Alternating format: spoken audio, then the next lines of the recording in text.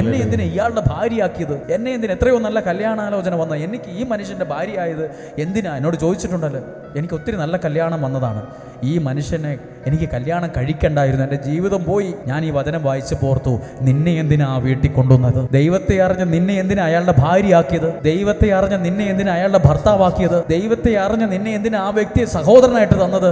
ചിലപ്പോൾ നിന്നിലൂടെ ആയിരിക്കും ആ തകർന്ന സാഹചര്യങ്ങൾ നാളെ ഒരു സമയത്ത് മാറി ഒരു സൈന്യത്തെ പോലെ ആ വീട് എഴുന്നേൽക്കുന്നത്. ഇതൊരു നമ്മൾ കാണാത്തൊരു കാര്യം നമ്മളെ നയിക്കുന്നുള്ളത് കൊണ്ടാ നമ്മൾ ഇവിടെ വന്ന് കയറിയത്.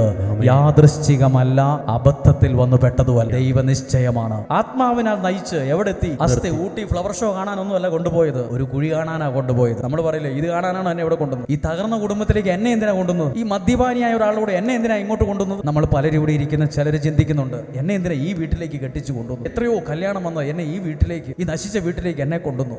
ദൈവത്തിന് പദ്ധതിയുണ്ട്. ഇവിടെ അസ്ഥികൾ നിറഞ്ഞ അല്ലെങ്കിൽ ഒരു ഫ്ലവർ ഷോ കാണാനൊന്നും അല്ല ദൈവം കൊണ്ടുപോയത്. ഇതൊക്കെ വായിക്കുമ്പോൾ നിങ്ങൾ ഓർക്കണം, ഇവിടെ ഒരു സൈന്യത്തെ എഴുന്നേൽപ്പിക്കാൻ ദൈവം ഒരു അന്തരീക്ഷം ഉണ്ടാക്കുക.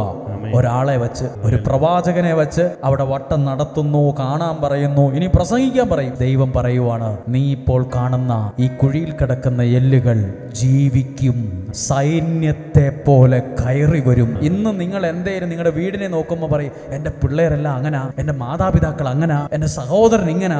ആകെ അസ്ഥിക്കുഴി പോലെ നിന്നെ കൊണ്ടായിരിക്കും നിന്റെ വീടിന്റെ അന്തരീക്ഷത്തെ ദൈവം മാറ്റുന്നത്. തകർന്ന കുടുംബത്തിൽ ദൈവം എന്തിനാ നിന്നെ നിർത്തിയത്?